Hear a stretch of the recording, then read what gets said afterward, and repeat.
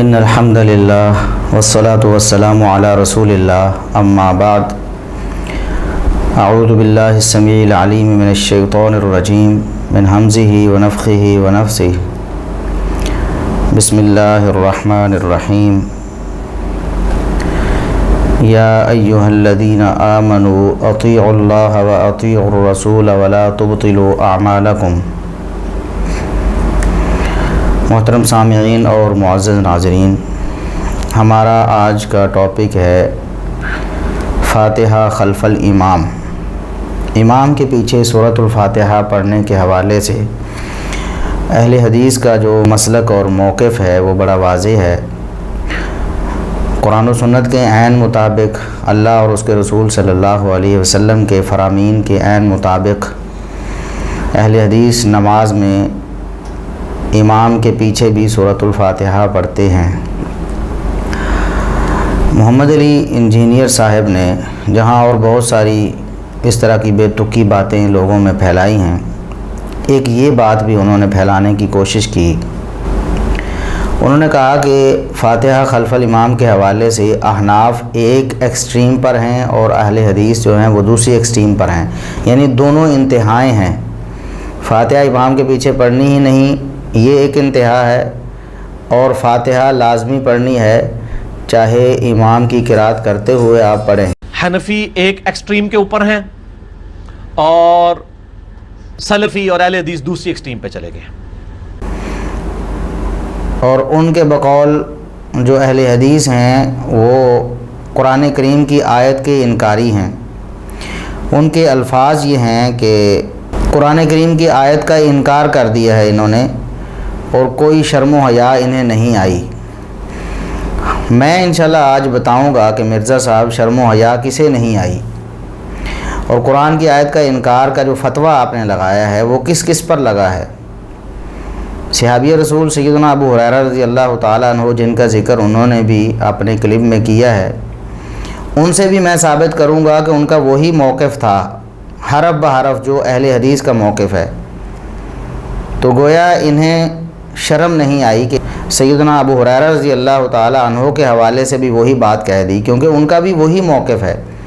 اگر امام کے پیچھے فاتحہ پڑھنا اس وقت جب امام قرات کر رہا ہے، اگر یہ قرآن کی آیت کا انکار ہے اور شرم و حیا سے عاری ہونا ہے، تو یہ فتویٰ سیدنا ابو ہریرہ رضی اللہ تعالیٰ عنہ پر بھی لگا ہے۔ سیدنا ابو ہریرہ رضی اللہ تعالیٰ عنہ کا ہی موقف ہے صحابہ کرام میں سے، اور ائمہ دین میں سے صرف امام بخاری رحمۃ اللہ علیہ ہی کا موقف ہے، ایسا نہیں ہے۔ بلکہ میں صرف یہ بات اس لیے کر رہا ہوں کہ انہوں نے بار بار اپنے کلپ میں سیدنا ابو ہریرہ رضی اللہ تعالیٰ عنہ کا ذکر کیا ہے، اور ساتھ میں امام بخاری رحمۃ اللہ علیہ کا ذکر کیا ہے، اور بتانے کی اور باور کرانے کی کوشش کی ہے کہ جو میں کہہ رہا ہوں وہی موقف امام بخاری رحمۃ اللہ علیہ کا بھی ہے اور سیدنا ابو ہریرہ رضی اللہ تعالیٰ عنہ کا بھی ہے۔ حالانکہ یہ سراسر بہتان ہے سیدنا ابو ہریرہ رضی اللہ تعالیٰ عنہ پر بھی اور امام بخاری رحمۃ اللہ علیہ پر بھی۔ دونوں کا موقف بالکل وہی ہے جو اہل حدیث کا موقف ہے۔ انہوں نے مغالطہ بازی سے کام لیا ہے، جھوٹ بول کر، بہتان باندھ کر اہل حدیث کو بدنام کرنے کی کوشش کی ہے، اور انہیں انتہا پسند ثابت کرنے کی کوشش کی ہے۔ مرزا صاحب، آپ کا حال یہ ہے کہ قرآن کریم کی آیت کا ترجمہ آپ کو نہیں آتا ہے، عربی عبارت آپ سمجھ نہیں سکتے ہیں۔ کیوں اس کام میں پڑے ہیں آپ جو آپ کے بس کا کام ہی نہیں ہے؟ آپ ٹھوکریں کھاتے ہیں، ذرا ذرا بات پہ آپ ٹھوکر کھا جاتے ہیں، اور اس حوالے سے ہم نے بہت سارے کلپ پہلے بنا کے سوشل میڈیا پہ، یوٹیوب پہ وہاں ہم نے چڑھائے ہوئے ہیں۔ لوگ دیکھ رہے ہیں کہ آپ کی اصلیت کیا ہے، خود آپ میں کتنی اہلیت ہے۔ قرآن کریم کا آپ کہتے ہیں میں ترجمہ جناب جہاں سے مرضی مجھ سے سن لو، مجھے اتنی عربی آتی ہے کہ قرآن کریم کا ترجمہ میں من و عن کر سکتا ہوں، یعنی بالکل صحیح 100% صحیح ترجمہ کر سکتا ہوں۔ لیکن ہم نے بتایا ہے کہ آپ کو ترجمہ قرآن بھی نہیں آتا ہے، آپ ایسی بنیادی غلطیاں کرتے ہیں جو ہمارے مدارس کے طفلے مکتب بھی نہیں کرتے ہیں۔ تو یہ آپ کی حالت ہے۔ آپ کو کس نے حق دے دیا کہ آپ امام بخاری رحمۃ اللہ علیہ اور سیدنا ابو ہریرہ رضی اللہ تعالیٰ عنہ پر جھوٹ باندھتے رہیں؟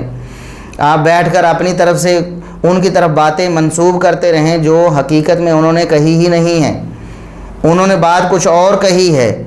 وہی بات کہی ہے جو مسلک اہل حدیث ہے، اور آپ نے کوئی اور بات بنانے کی کوشش کی ہے۔ سب سے پہلے تو میں آپ کو یہ بتا دوں کہ سورہ فاتحہ کے حوالے سے آپ نے کہا کہ جب امام پڑھ رہا ہو اس وقت سورہ فاتحہ پڑھنا یہ قرآن کریم کی آیت کی روح سے منع ہے، اور جو فاتحہ پڑھتا ہے امام کے ساتھ ساتھ وہ قرآن کریم کی آیت کا گویا منکر ہے۔ آپ نے کہا کہ قرآن کریم کی آیت کا یہ انکار ہے اور یہ شرم و حیا سے عاری ہونے والی بات ہے۔ آیت کا انکار کر دیا اور کوئی شرم و حیا نہیں۔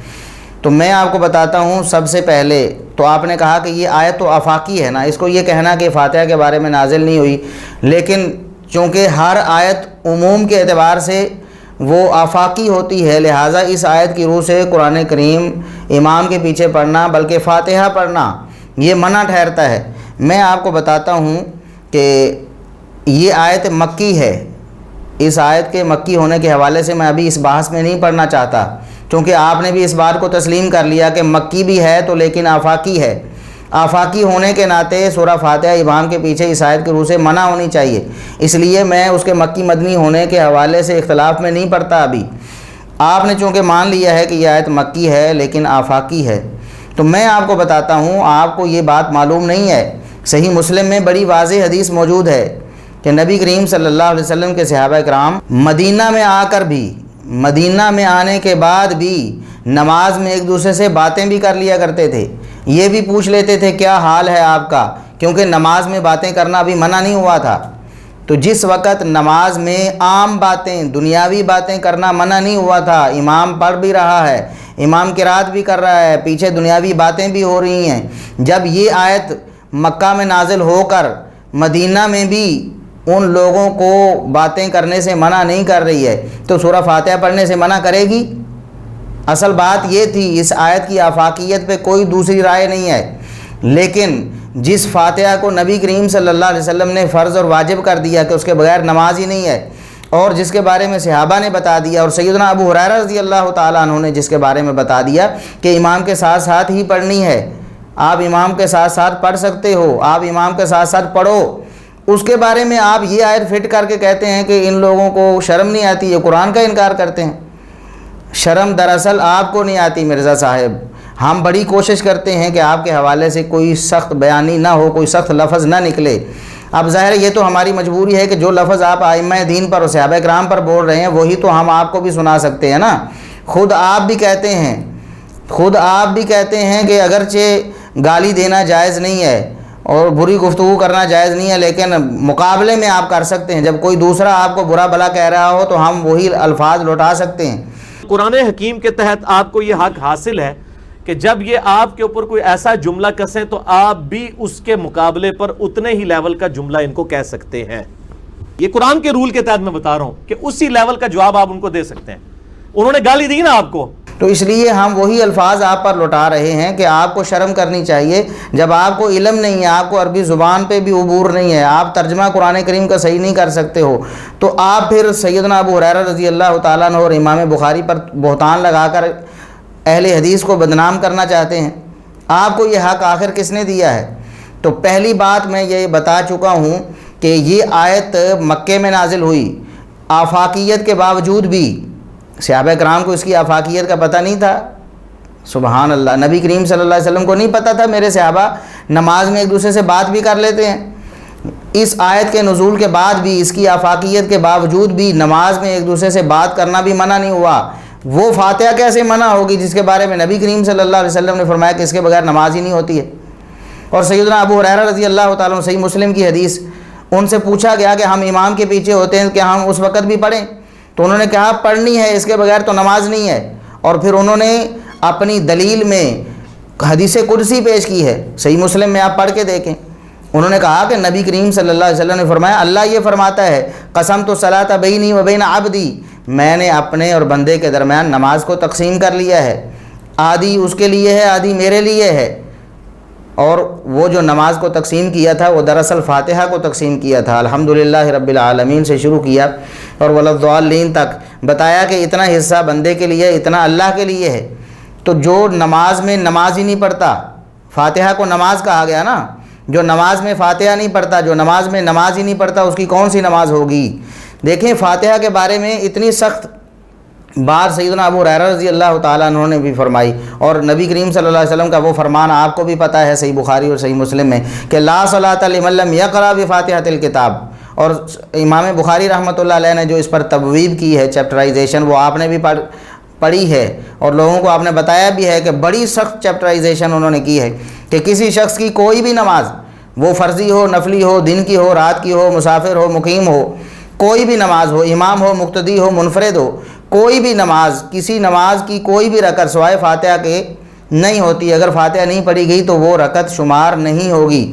یہ بات آپ بھی مانتے ہیں، یہ حدیثیں آپ کے بھی سامنے ہیں، تو اس کے باوجود آپ یہ کہتے ہیں کہ یہ آیت ان سب حدیثوں کو ختم کر دے گی یا ان حدیثوں کو جو ہے نا معطل کر دے گی کہ ان پر عمل نہیں ہوگا۔ پھر آپ کہتے ہیں کہ اگر امام جو ہے وہ اس طرح پڑھے کہ امام کے پڑھنے کے دوران انسان کو پڑھنا نہ پڑے تو تب تو آپ پڑھ لو ورنہ نہ پڑھو۔ اس پر بات ہم پھر کرتے ہیں کہ جب یہ فرض ہے، جب یہ فرض اور واجب ہے نماز میں فاتحہ پڑھنا، اور ایک امام موقع نہیں دیتا جس طرح آپ کہتے ہو کہ پڑھنی چاہیے، تو پھر اس کا مطلب ہے فرض ساقط ہو جائے گا؟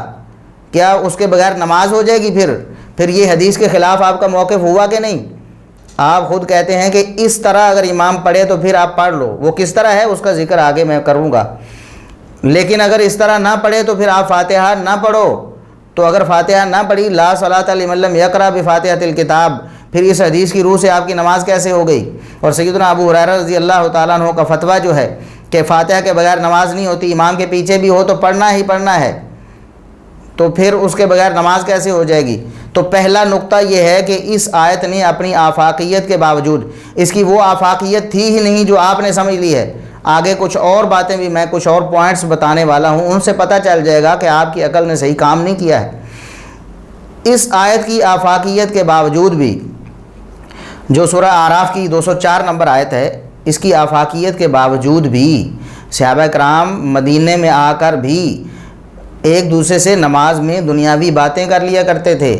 اس آیت نے منع نہیں کیا، بلکہ وہ دوسری آیت نازل ہوئی وَقُومُوا لِلَّهِ قَانِتِينَ، جب یہ آیت نازل ہوئی تو صحابہ کہتے ہیں کہ ہمیں پھر سکوت کا حکم دے دیا گیا اور کلام سے منع کر دیا گیا۔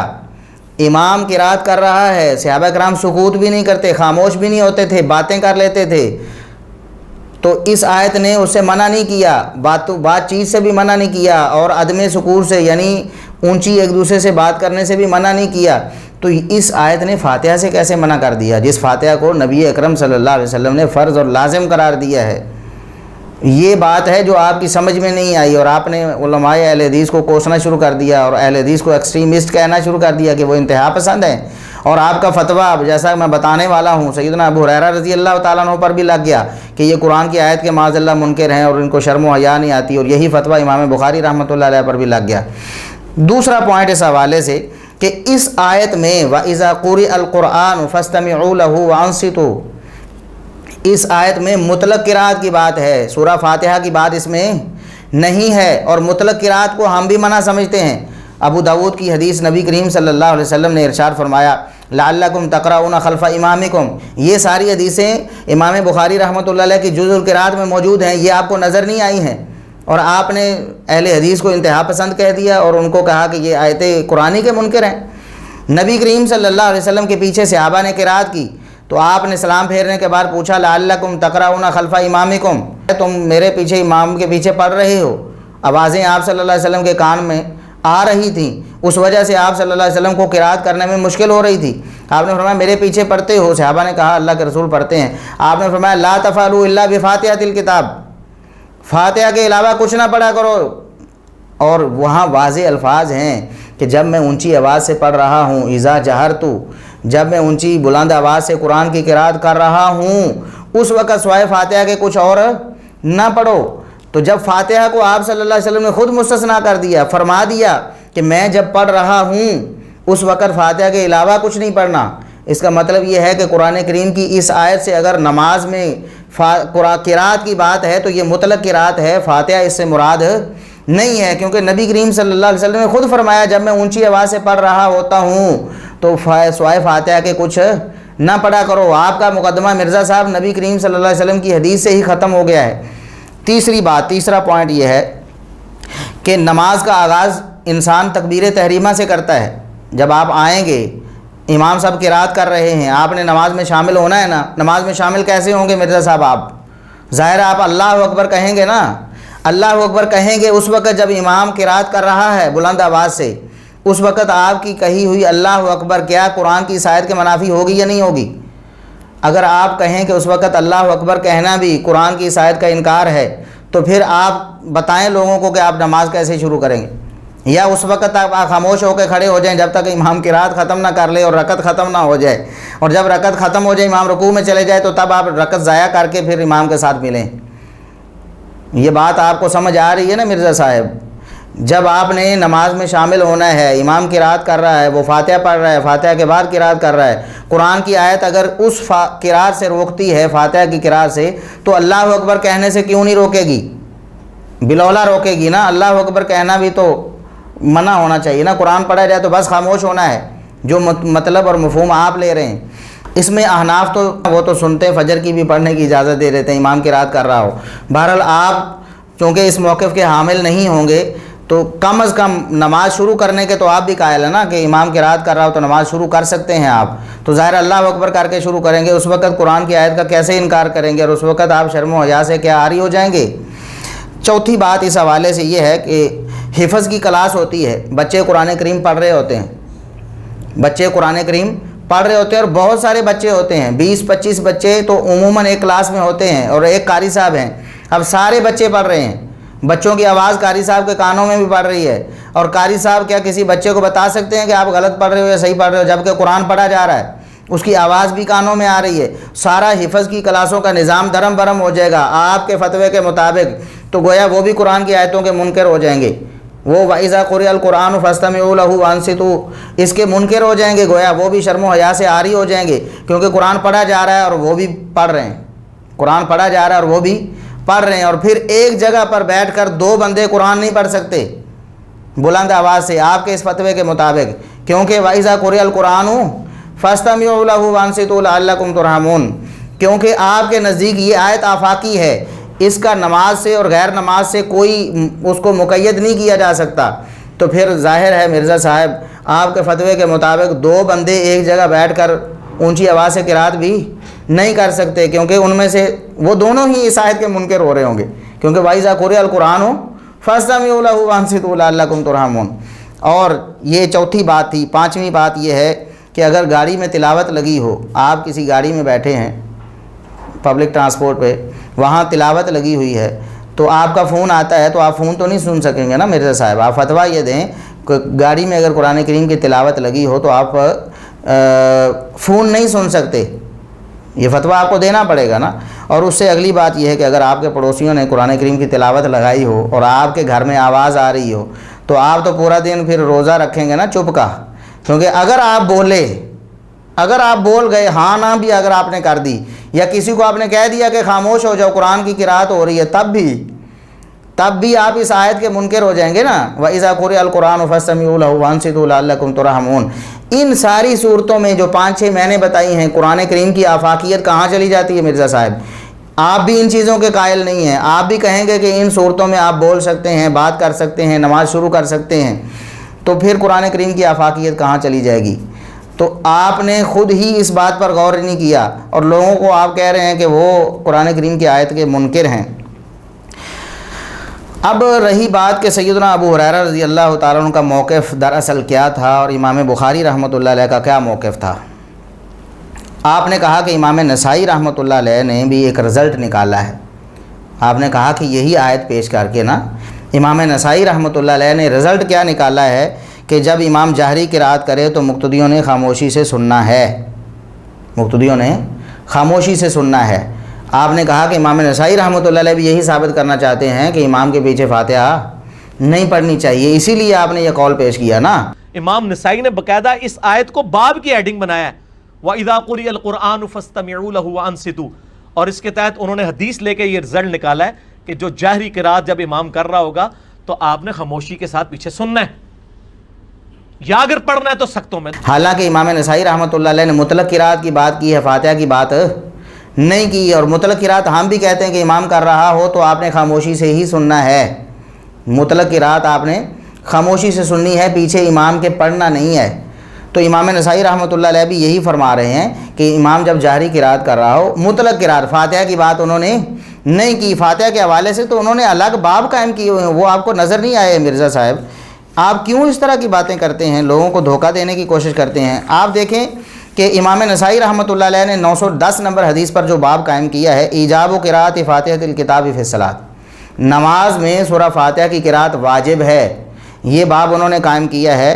اور دوسرا باب انہوں نے قائم کیا ہے 920 نمبر حدیث پر، وہ فرماتے ہیں قراءت ام القرآن خلف الامام فیما جہر بہ الامام، امام جن نمازوں میں قراءت اونچی آواز سے کرتا ہے ان نمازوں میں بھی امام کے پیچھے سورہ فاتحہ کی قراءت کرنا، اس کا امام صاحب نے باب قائم کیا، اور اس میں انہوں نے حدیث کون سی کوٹ کی ہے؟ عبادہ بن صامت رضی اللہ تعالیٰ عنہ کی وہ حدیث کہ صلی بنا رسول اللہ صلی اللہ علیہ وسلم بعض الصلوات التی یجہر فیہا بالقراءہ، آپ صلی اللہ علیہ وسلم نے ہمیں جہری قراءت والی ایک نماز پڑھائی، فقال، پھر آپ نے فرمایا نماز کے بعد، لا یقرأن احد منکم اذا جہرت بالقراءۃ الا بام القرآن، آپ صلی اللہ علیہ وسلم نے ارشاد فرمایا تم میں سے کوئی بھی اس وقت قراءت نہ کرے جب میں جہری آواز سے پڑھ رہا ہوں، اذا جہرت، جب میں بلند آواز سے قرآن کریم پڑھوں اس وقت تم میں سے کوئی کچھ نہ پڑھے الا بام القرآن، سوائے سورۃ الفاتحہ کے۔ آپ نے خود ارشاد فرما دیا جب میں قرآن جہری آواز سے پڑھ رہا ہوں۔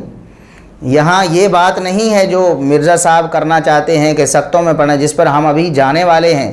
وہ کہتے ہیں کہ امام جب خاموش ہے سورہ فاتحہ سے پہلے یا سورہ فاتحہ کے بعد اس وقت ہی مقتدی نے پڑھنا ہے، ورنہ نہیں پڑھنا۔ نبی کریم صلی اللہ علیہ وسلم کیا فرماتے ہیں؟ اذا جہرت، جب میں اونچی آواز سے قراءت کر رہا ہوں، جب میں اونچی آواز سے قراءت کر رہا ہوتا ہوں تو تم میں سے کوئی کچھ بھی نہ پڑھے الا بام القرآن، سوائے سورہ فاتحہ کے۔ سورہ فاتحہ اس نے پڑھنی ہے۔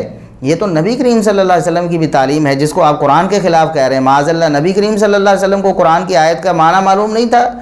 استغفر اللہ، نعوذ باللہ، آپ کیسی باتیں مرزا صاحب کرتے ہیں؟ آپ کو گویا آپ نے اس فتوے کے ذریعے نبی کریم صلی اللہ علیہ وسلم پر بھی معاذ اللہ فتویٰ لگا دیا کہ وہ بھی قرآن کی آیت کے معاذ اللہ منکر ہیں، کیونکہ نبی کریم صلی اللہ علیہ وسلم خود فرما رہے ہیں اذا جہرت، جب میں بلند آواز سے پڑھ رہا ہوتا ہوں اس وقت، جب میں بلند آواز سے پڑھ رہا ہوتا ہوں اس وقت سوائے فاتحہ کے کچھ نہیں پڑھنا۔ اس کا مطلب ہے نبی کریم صلی اللہ علیہ وسلم فرما رہے ہیں اس وقت فاتحہ تم نے پڑھنی ہے، فاتحہ کے علاوہ کچھ نہیں پڑھنا، اور یہی اہل حدیث کا موقف ہے۔ تو یہ امام نسائی رحمۃ اللہ علیہ پر آپ نے جھوٹ باندھنے کی کوشش کی کہ امام نسائی گویا آپ کے بقول فاتحہ خلف الامام سے منع کر رہے ہیں کہ جب امام پڑھ رہا ہو تو سورہ فاتحہ نہیں پڑھنی۔ انہوں نے تو مطلق قراءت کی بات کی ہے کہ جو عام قراءت ہوتی ہے وہ نہیں کرنی، ہم بھی کہتے ہیں عام قراءت نہیں کرنی۔ فاتحہ ہم کہتے ہیں کہ وہ پڑھنی ہے، امام پڑھ رہا ہو تب بھی پڑھنی ہے۔ وہی امام نسائی رحمۃ اللہ علیہ نے باب قائم کیا، اور اس میں حدیث جو بالکل واضح تھی دو ٹوک الفاظ میں کہ جب میں اونچی آواز سے پڑھ رہا ہوتا ہوں تو سوائے فاتحہ کے کچھ نہ پڑھو، یعنی فاتحہ پڑھ لو۔ جب میں اونچی آواز سے پڑھ رہا ہوں تو فاتحہ پڑھ لو، یہ نہیں فرمایا کہ میں خاموش ہو جاؤں تو تب پڑھو، اگر میں خاموش نہ ہو جاؤں تو نہ پڑھو۔ ایسی بات تو نبی کریم صلی اللہ علیہ وسلم نے نہیں فرمائی۔ یہ سنن نسائی کی 920 نمبر حدیث ہے، اور یہ مرزا صاحب اس کا جواب آپ پر تا قیامت قرض ہے، اور فرض بھی ہے کہ آپ لوگوں کو بتائیں کہ اتنا بڑا دھوکہ آپ نے کیوں کیا ہے لوگوں کے ساتھ۔ اب رہی بات، آپ نے کہا کہ یہ جو قرآن جب پڑھا جا رہا ہے تو خاموش رہنا ہے، قرآن کریم کی آیت کی عالمگیریت یہ بتاتی ہے، تو یہاں میں اتنی وضاحت بھی کر دینا چاہتا ہوں کہ خاموشی سے پڑھنا یہ قرآن کریم کو نہ سننے کے خلاف ہے، اور نہ یہ خاموشی سے پڑھنا سکوت کے خلاف ہے، انصات کے خلاف بھی نہیں ہے۔ یعنی خاموشی سے اگر کوئی پڑھتا ہے تو اس کو یہ کہا جائے گا کہ یہ خاموش ہے، پڑھ بھی رہا ہے آہستہ سے، اس کو خاموش بھی کہا جائے گا۔ جیسا کہ صحیح بخاری کی 744 نمبر حدیث ہے، سیدنا ابو ہریرہ رضی اللہ تعالیٰ عنہ، کان رسول اللہ صلی اللہ علیہ وسلم یسکت بین التکبیر و بین القراءۃ اسکاتۃ۔ سیدنا ابو ہریرہ رضی اللہ تعالیٰ عنہ بیان کرتے ہیں کہ نبی کریم صلی اللہ علیہ وسلم تکبیر تحریمہ کہنے کے بعد قراءت شروع کرنے سے پہلے خاموش رہا کرتے تھے، خاموش رہا کرتے تھے، سکوت سے ہے اسکات، خاموش رہا کرتے تھے۔ تو انہوں نے اللہ کے رسول صلی اللہ علیہ وسلم سے عرض کی، بھی ابی و امی یا رسول اللہ، اللہ کے رسول میرے ماں باپ آپ پر قربان ہوں، اسکاتو کا بین التکبیر والقراءۃ ما تقول، آپ جب تکبیر اور قراءت کے درمیان خاموش ہوتے ہیں، جب آپ سکوت کرتے ہیں، اس وقت آپ کیا کہتے ہیں؟ ابو ہریرہ رضی اللہ تعالیٰ عنہ کا مذہب بھی کیا ہے کہ اگر آہستہ سے آپ کچھ کہہ لیں تو وہ سکوت اور خاموشی کے خلاف نہیں ہے۔ قال، آپ صلی اللہ علیہ وسلم نے فرمایا، اقول، میں یہ کہتا ہوں۔ آپ نے بھی یہ نہیں فرمایا کہ یہ تو سکوت کے خلاف ہے، آپ نے فرمایا کہ سکوت میں کرتا ہوں، میں خاموش ہی ہوتا ہوں، لیکن یہ پڑھتا بھی ہوں، اللہم باعد بینی و بین خطایا۔ یہ صحیح بخاری کی 744 نمبر حدیث ہے۔ تو قرآن کریم کی اس آیت کے یہ خلاف نہیں ہے فاتحہ پڑھنا امام کے پیچھے۔ مرزا صاحب، امام کے پیچھے ہم فاتحہ اونچی آواز سے نہیں پڑھتے بلکہ ہم آہستہ سے پڑھتے ہیں، اور نبی کریم صلی اللہ علیہ وسلم فرما رہے ہیں کہ آہستہ سے اگر کوئی پڑھے تو سکوت اور انصات اور خاموشی کے خلاف نہیں ہے۔ تو یہ ایک بات تھی جو میں نے آپ کو بتانی تھی اس موقع پر۔ آپ نے یہ کہنے کی کوشش کی، لوگوں کو سمجھانے کی کوشش کی کہ یہ جو دراصل قرات ہے نا امام کے پیچھے سورہ فاتحہ پڑھنے کا مسئلہ ہے، یہ صرف اس صورت میں ہو سکتا ہے کہ امام سورہ فاتحہ پڑھنے سے پہلے تھوڑا خاموش رہے اور فاتحہ پڑھنے کے بعد خاموش رہے۔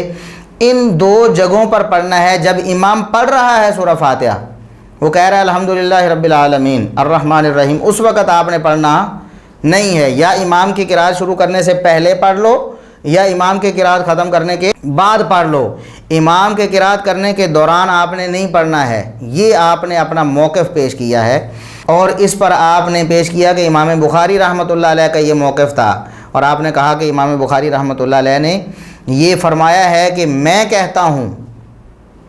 آپ نے کہا کہ امام بخاری رحمۃ اللہ علیہ نے یہ فرمایا کہ میں کہتا ہوں کہ دونوں طرح ہم نے قرآن پر بھی عمل کرنا ہے اور حدیث پر بھی عمل کرنا ہے۔ قرآن کی آیت کا مطلب یہ ہے کہ جب قرآن پڑھا جا رہا ہو تو آپ نے خاموش رہنا ہے، کچھ نہیں پڑھنا، فاتحہ بھی نہیں پڑھنی۔ آپ نے کہا امام بخاری کا یہ موقف ہے کہ فاتحہ امام جب پڑھ رہا ہو تو اس وقت نہیں پڑھنی۔ اور دوسرا، نبی کریم صلی اللہ علیہ وسلم نے جو فرما دیا کہ سورہ فاتحہ پڑھے بغیر نماز نہیں ہوتی، اس پر بھی عمل کرنا ہے۔ تو یہ اس طرح ہوگا کہ جب امام خاموش ہے فاتحہ پڑھنے سے پہلے یا فاتحہ اور قرات کرنے کے بعد رکوع سے پہلے، اسی وقت ہم نے پڑھنا ہے، اور تب قرآن پر بھی عمل ہوگا، حدیث پر بھی عمل ہوگا، ورنہ ہم قرآن کے مخالف ہو جائیں گے۔ تو آپ نے کہا کہ امام بخاری رحمۃ اللہ علیہ نے اس کی سند بیان نہیں کی، جو قول انہوں نے سند سے پیش کیا ہے وہ تو ضعیف ہے۔ یہ تو امام بخاری رحمۃ اللہ علیہ کا اپنا فتویٰ ہے، اس کے لیے سند کی ضرورت نہیں تھی۔ آپ نے کہا کہ امام بخاری رحمۃ اللہ علیہ نے یہ کہا ہے کہ میں کہتا ہوں۔ جب کوئی مصنف اپنی کتاب میں یہ کہے کہ میں یہ کہہ رہا ہوں تو اس کو سند پیش کرنے کی ضرورت نہیں ہے، کیونکہ وہ تو اس کا اپنا قول ہوتا ہے۔ جو امام بخاری خود لکھ رہے ہیں اپنا موقف، وہ تو ضعیف نہیں ہو سکتا نا۔ یعنی میں اگر اپنی کتاب میں میں لکھوں کہ میں یہ کہتا ہوں تو اس کی تو سند ضروری نہیں ہے نا، وہ تو میرا موقف ہے۔ تو امام بخاری نے 36 نمبر حدیث کے اندر اپنا موقف لکھا ہے۔ ہمارا بھی مرزا صاحب آپ سے یہ مطالبہ ہے کہ جو قول آپ نے امام بخاری رحمۃ اللہ علیہ پر تھوپنے کی کوشش کی ہے، اس قول کے پہلے آپ امام بخاری رحمۃ اللہ علیہ کے یہ الفاظ ہمیں دکھائیں کہ میں یہ کہتا ہوں۔ اگر تو امام بخاری رحمۃ اللہ علیہ نے یہ فرمایا ہے کہ میں یہ کہتا ہوں، تب تو یہ ان کا قول ہے اور آپ کی بات بالکل درست ہے، اور ہم آپ کو اس پر نقد انعام بھی دیں گے۔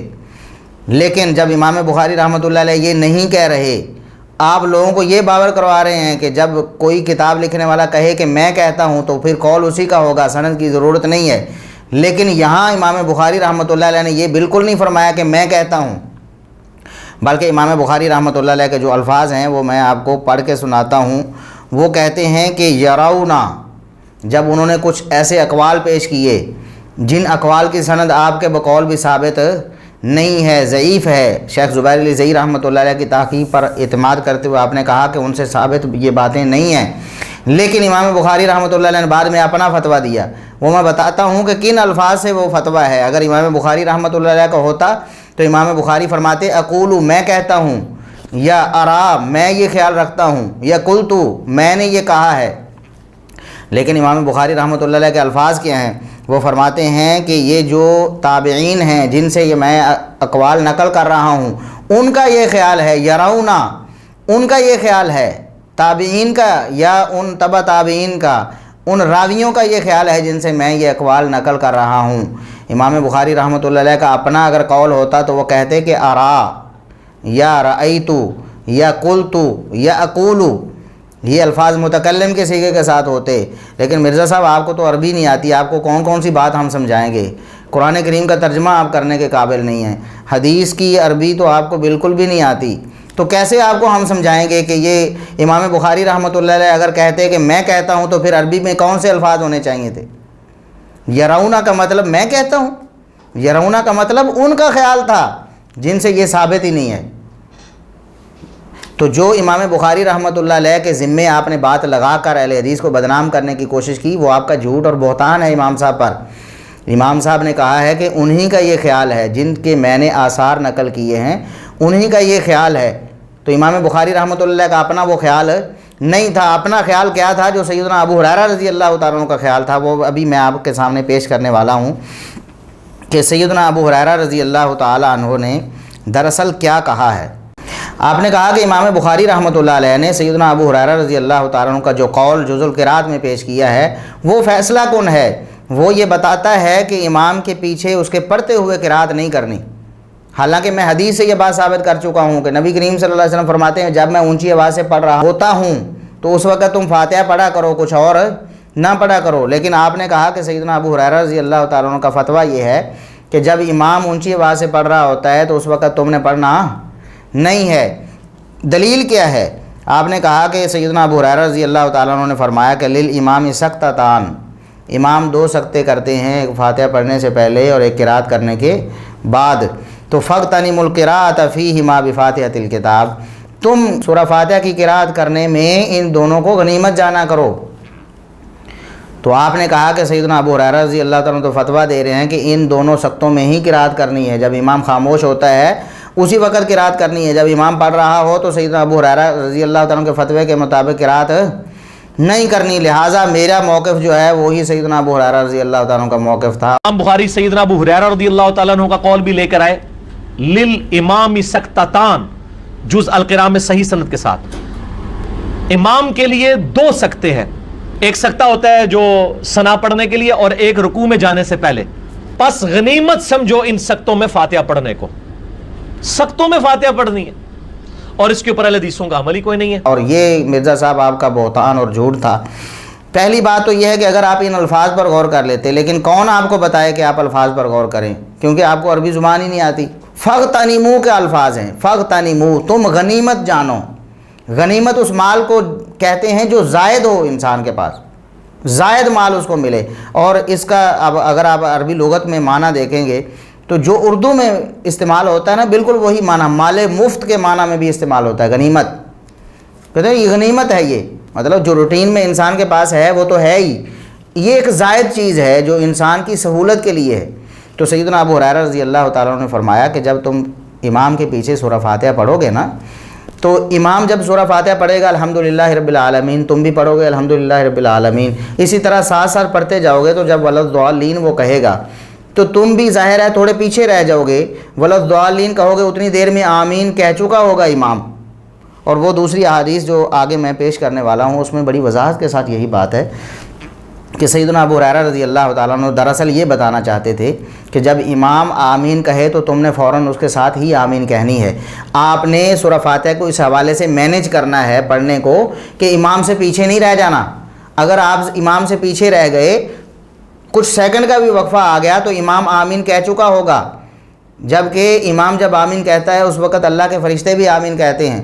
جس کی آمین فرشتوں کی آمین سے مل جاتی ہے، غفر لہ ما تقدم من ذنبی، یہ تو صحیح بخاری کی بھی حدیث ہے نا کہ اس کے سارے گناہ معاف ہو جاتے ہیں۔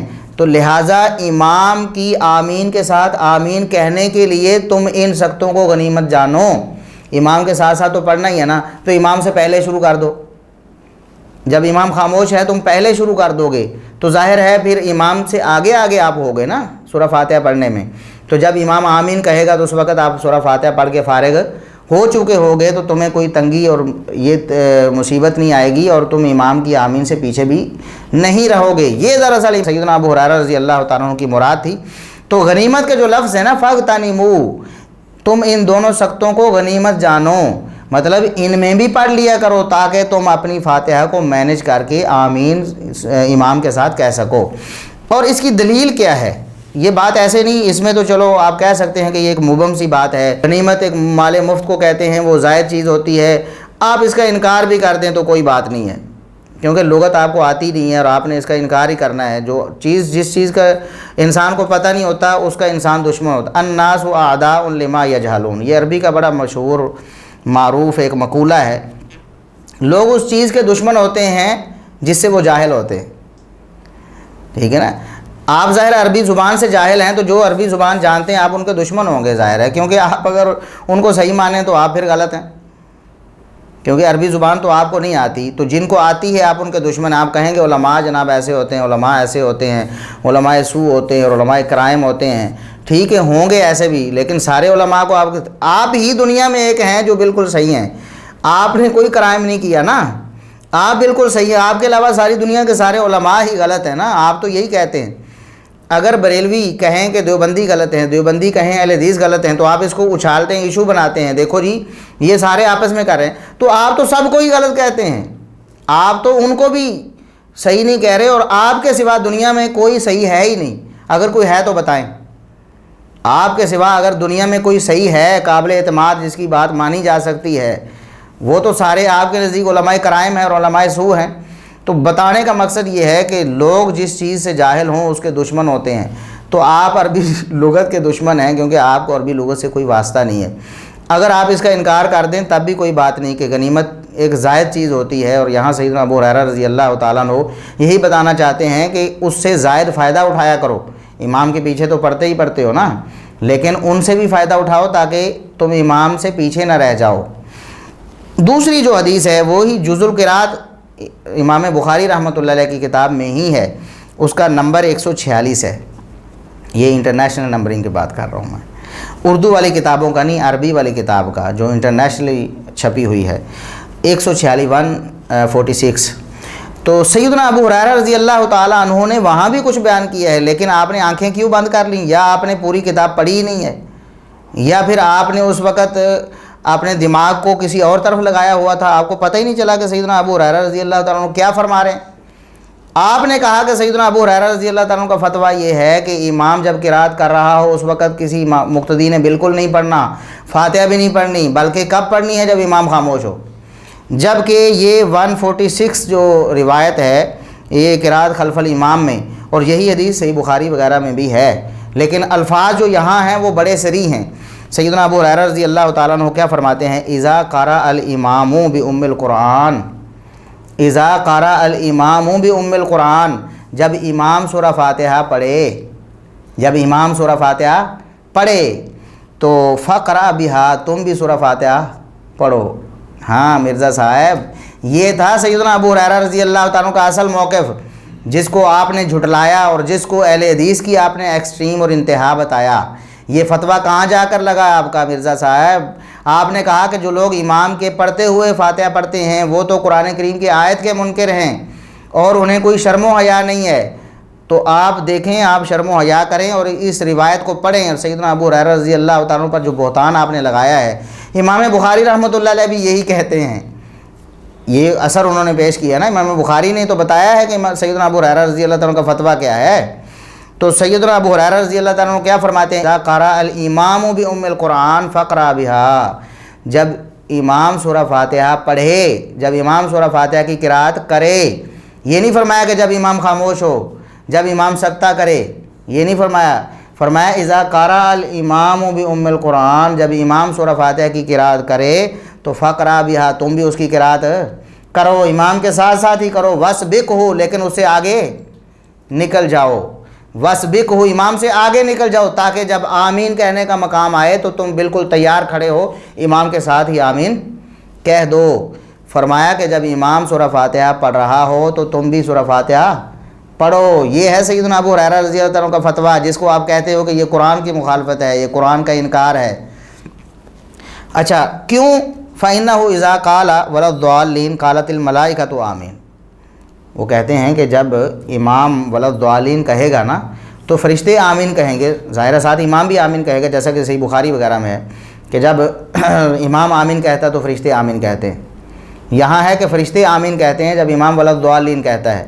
اس کا یہ مطلب نہیں کہ امام آمین نہیں کہے گا، وہ تو صحیح بخاری میں ہے کہ جب امام آمین کہتا ہے تو فرشتے بھی آمین کہتے ہیں۔ تو امام آمین کہے گا، فرشتے بھی آمین کہیں گے، تو جن لوگوں کی آمین امام کے ساتھ ہوئی یعنی فرشتوں کے ساتھ ہوئی، ان کے پچھلے سارے گناہ اللہ تبارک و تعالیٰ معاف فرما دے گا۔ اس لیے فرمایا کہ جب امام پڑھنا شروع کرے تم بھی پڑھنا شروع کر دو، لیکن اس سے آگے نکل جاؤ۔ اس سے یہ ثابت ہوا، سیدنا ابو ہریرہ رضی اللہ تعالیٰ عنہ بھی یہی بتاتے ہیں کہ امام کے پیچھے فاتحہ پڑھنا نہ یہ قرآن کی آیت کے خلاف ہے اور نہ یہ خاموشی کے خلاف ہے۔ خاموش بھی ہے انسان، پڑھ بھی رہا ہے امام کے ساتھ ساتھ، کوئی حرج نہیں۔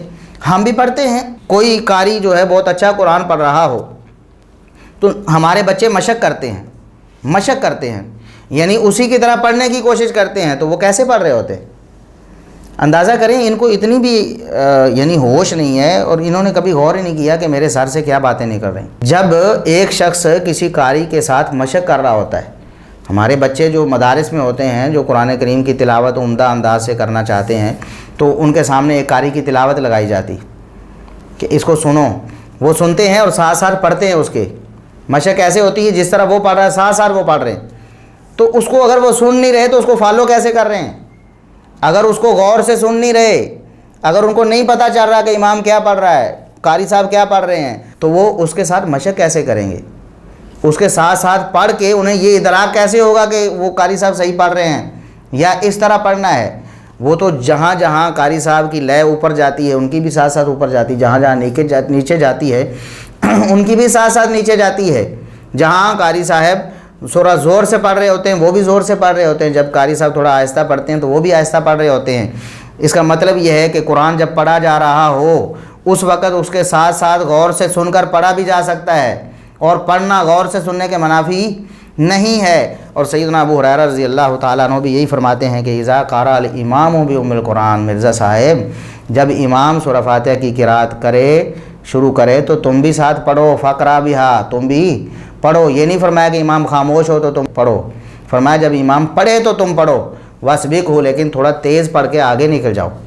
سن بھی رہے ہو کہ امام صاحب کیا پڑھ رہے ہیں، آپ پڑھ بھی رہے ہیں، آگے تھوڑا نکل جائیں تاکہ ولضالین جب وہ کہے تو آپ بھی اس کے ساتھ ہی آمین کہہ سکیں، تاکہ آپ کی آمین جو ہے فرشتوں کی آمین کے موافق ہو جائے، ایک ہی وقت میں ہو جائے اور آپ کے گناہ معاف ہو جائیں۔ یہ تھی اصل حقیقت مرزا صاحب۔ اور صحیح بخاری کی وہ حدیث، یہ 780 نمبر حدیث ہے، جس میں یہ الفاظ ہیں کہ اذا امن الامام فامنوا، یہ بھی سیدنا ابو ہریرہ رضی اللہ تعالیٰ عنہ ہی بیان کریں، یعنی یہی حدیث ہے، مختلف سندوں کے ساتھ جب آئی اس میں مختلف الفاظ ہیں۔ تو وہ کہتے ہیں کہ جب نبی کریم صلی اللہ علیہ وسلم نے یہ فرمایا کہ جب امام آمین کہے تو تم بھی آمین کہو، کیونکہ جس کی آمین فرشتوں کی آمین کے موافق ہو گئی، اسی وقت اسی لمحے میں انہوں نے آمین کہہ دی جس میں امام اور فرشتے کہتے ہیں، تو غفر لہ ما تقدم من ذنبی، جتنے بھی پرانے گناہ اللہ تبارک و تعالیٰ سارے کے سارے معاف فرما دے گا۔ یہ تھی اصل حقیقت مرزا صاحب۔ امام بخاری رحمۃ اللہ علیہ کا موقف کیا ہے وہ بھی آپ نے بہتان باندھا۔ امام بخاری فرماتے ہیں یرونا، ان تابعین کا یا ان لوگوں کا یہ خیال ہے جن کے میں نے اقوال نقل کیے ہیں، جن کے اقوال آپ کی تحقیق میں بھی ثابت نہیں ہیں، ہم بھی کہتے ہیں ثابت نہیں ہیں، ان کا یہ خیال تھا، یعنی جس طرح ان کی بات ثابت نہیں ہو سکی ان کا خیال بھی ثابت نہیں ہو سکا۔ تو امام صاحب فرماتے ہیں یرونا، ان کا یہ خیال ہے، ان کا، یرونا جمع کا صیغہ ہے مرزا صاحب، آپ کو یہ بھی بتانا پڑے گا، یہ جمع کا صیغہ ہے جس کا معنی دو سے زیادہ لوگ ہیں۔ یرونا جن کا ذکر ہو چکا ہے ان کا خیال یہ ہے۔ امام بخاری رحمۃ اللہ علیہ کا اپنا فتویٰ بالکل یہ نہیں ہے، ورنہ وہ کہتے کہ آرا میں یہ خیال رکھتا ہوں، یا رأیتو میں نے یہ سوچا ہے، یا قلتو میں یہ کہتا ہوں، میں نے یہ کہا ہے، اقولو میں یہ کہتا ہوں۔ امام بخاری رحمۃ اللہ علیہ کا ایسا کوئی لفظ یہاں آپ ثابت نہیں کر سکتے۔ اگر ثابت نہیں کر سکتے تو آپ نے لوگوں کو ورگلایا ہے، انہیں کہا یہ کہ میں اپنی کتاب میں اگر لکھوں کہ میں یہ کہتا ہوں تو میرا ہی قول ہوگا نا، لیکن امام بخاری رحمۃ اللہ علیہ نے تو یہ نہیں فرمایا کہ میں کہتا ہوں، اگر فرمایا ہے تو ہمیں بتائیں۔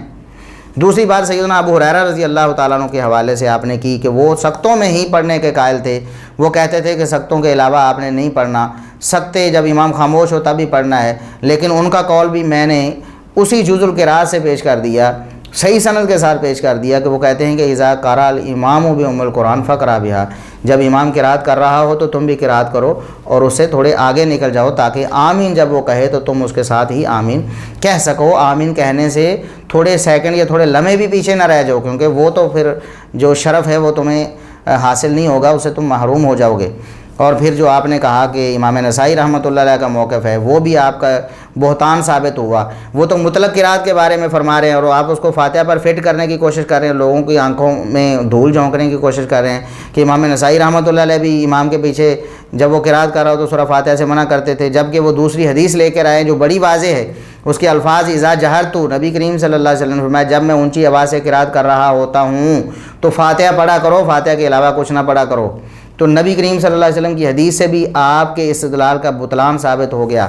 قرآن کریم کی آیت کا منکر آپ نے کہا تو گویا امام نسائی کو بھی کہہ دیا، سیدنا ابو ہریرہ رضی اللہ تعالیٰ کو بھی کہہ دیا اور امام بخاری رحمۃ اللہ علیہ کو بھی کہہ دیا، کیونکہ یہ سارے بھی کہہ رہے ہیں۔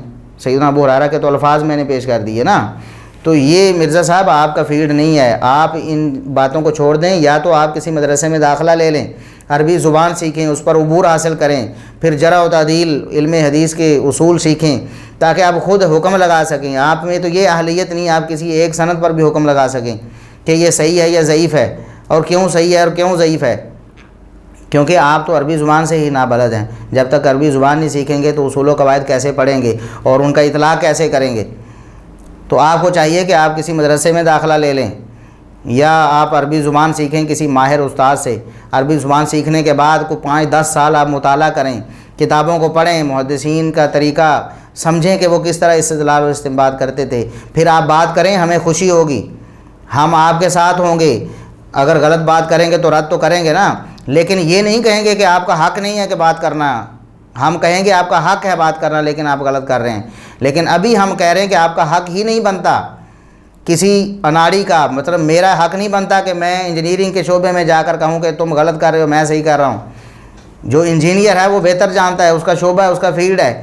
مجھے اگر انجینئرنگ کے بارے میں معلومات نہیں ہیں، میں اس کے قواعد اور کلیات کو نہیں جانتا، تو مجھے کوئی حق نہیں ہے کہ میں وہاں دخل دوں۔ آپ انجینئر ہیں، آپ کسی ڈاکٹر کے معاملے میں جا کر دخل نہیں دے سکتے کہ آپ نے یہ دوائی کیوں لکھی اور یہ نہیں لکھنی چاہیے اور یہ کرنا چاہیے وہ کرنا چاہیے۔ ڈاکٹر ہی کوئی کہے گا نا کسی ڈاکٹر کو کہ آپ غلط کر رہے ہو، کیونکہ اس کے پاس ہی دلیل ہوگی، وہی جانتا ہوگا۔ اسی طرح دین کے معاملے میں، قرآن و سنت کے معاملے میں، استدلال اور استنباط کے معاملے میں آپ کو کوئی حق نہیں ہے کہ آپ انگلی اٹھائیں۔ ہاں، اگر کوئی عالم انگلی اٹھاتا ہے آپ اس کی تائید میں تو کہہ سکتے ہیں، آپ کہہ سکتے ہیں کہ دیکھیں فلاں عالم نے یہ کہا ہے تو میں بھی اس عالم کی بات کو درست سمجھتا ہوں، کیونکہ پھر اس وقت اس عالم کی بات ہی قابل اعتبار ہوگی نا، آپ کی نہیں۔ آپ تو اس کی پیروی کر رہے ہیں، آپ سمجھ رہے ہیں کہ اس نے جو کہا صحیح کہا ہے، اس نے دلیل دی ہے، لیکن آپ خود کیسے یہ فیصلہ کر سکتے ہیں کہ کسی قرآن کی آیت کا ترجمہ یہ ہے یا فلاں نے غلط کیا ہے؟ کیونکہ آپ میں تو یہ اہلیت نہیں ہے، آپ کسی سے تو نقل کریں نا۔ سیدنا ابو ہریرہ کے ذمے آپ نے لگانے کی کوشش کی، وہ آپ کا بہتان ثابت ہو گیا۔ امام بخاری رحمۃ اللہ علیہ کے ذمے آپ نے بات لگانے کی کوشش کی، وہ بھی آپ کا بہتان ثابت ہو گیا۔ امام نسائی رحمۃ اللہ علیہ پر آپ نے یہ تھوپنے کی کوشش کی، وہ بھی آپ کی اپنی جہالت اور نادانی ثابت ہو گیا۔ تو اس لیے آپ کو کوئی حق نہیں ہے کہ آپ ان مسائل میں الجھیں اور لوگوں کو الجھائیں۔ یہ نبی کریم صلی اللہ علیہ وسلم کی حدیث ثابت آ رہی ہے۔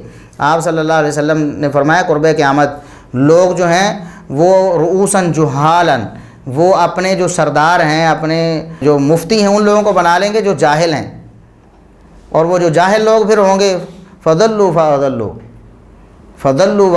وہ خود بھی گمراہ ہو جائیں گے اور لوگوں کو بھی گمراہ کریں گے، کیونکہ جو جاہل ہوتا ہے، جس کے پاس علم نہیں ہوتا، وہ خود بھی گمراہ ہو جاتا ہے، دوسروں کو بھی گمراہ کرتا ہے۔ تو یہ مسئلہ یہ فاتحہ خلف الامام کا تھا۔ ہمارے بھائی جو آسٹریلیا میں ہوتے ہیں ادریش دانیال صاحب، انہوں نے خصوصی طور پر مجھے یہ کہا تھا کہ کچھ اہل حدیث بھی یعنی یہ سن کر تھوڑے پریشان ہو گئے ہیں کہ یہ کیا مسئلہ ہوا، ہمارا موقف ہوا ہے ٹھیک نہیں ہے، تو سیدنا ابو ہریرہ رضی اللہ تعالیٰ سے پیش کر رہے ہیں، امام بخاری سے پیش کر رہے ہیں، امام نسائی سے پیش کر رہے ہیں۔ تو ہم نے ضرورت سمجھی کہ لوگوں کو بر وقت ہی اس فتنے کے بارے میں بتا دیں کہ یہ بالکل جھوٹ ہے، یہ جہالت پر مبنی بات ہے۔ یہ جو فتویٰ اہل حدیث پر لگا ہے کہ وہ اس آیت کے منکر ہیں اور ان کو شرم و حیا نہیں، تو وہ فتویٰ کہاں کہاں لگ گیا مرزا صاحب۔ اللہ تبارک و تعالیٰ آپ کو ہدایت نصیب فرمائے۔ ہم امید یہ کرتے ہیں، ہمیں اللہ تبارک و تعالیٰ سے دعا بھی یہی کرنی ہے کہ اللہ تبارک و تعالیٰ آپ کو ہدایت نصیب فرمائے۔ آپ کی جو غلطی ہم واضح کرتے ہیں آپ اس کو تسلیم کریں اور اعلان کریں کہ میں نے یہ غلطی تسلیم کر لی ہے، تب تو آپ حق گو ہوئے نا۔ حق پرستی تو تب آپ کی واضح ہوگی۔ اب کتنی باتیں بالکل واضح ثابت ہو چکی ہیں اور آپ نے ہاتھ کھڑے کر دیے کہ میں نے جواب نہیں دینا، لیکن آپ نے رجوع نہیں کیا، کبھی ایک بات کا بھی آپ نے ابھی تک رجوع نہیں کیا کہ ہمیں میرے رد میں یہ بات آ گئی اور میں نے اس کو مان لیا واقعی یہ صحیح تھی، اور نہ آپ اس کا رد کر سکے ہیں ابھی تک. ابھی تو ہماری تقریباً یہ جو شارٹ کلپس ہیں یہ 72 ہو گئے ہیں، تو ان میں سے کسی کے بارے میں بھی آپ نے نہ اس کا رد کیا ہے اور نہ اس کو تسلیم کیا ہے. حق گو جو ہوتا ہے، جو حق پرست ہوتا ہے، وہ یا تو کہتا ہے کہ آپ کا استدلال غلط ہے، میری بات ہی ٹھیک تھی، اور آپ دلیل پیش کریں، ہماری دلیل کو توڑ دیں، یا پھر اس بات کو تسلیم کر لیں، کہیں کہ میری غلطی تھی، مجھے سمجھ نہیں آئی تھی، تو آج میں اسے تسلیم کرتا ہوں. یہ حق گوئی ہے. اللہ تبارک و تعالیٰ آپ کو حق گوئی کی توفیق نصیب فرمائے. وآخر دعوانا الحمد للہ رب العالمین.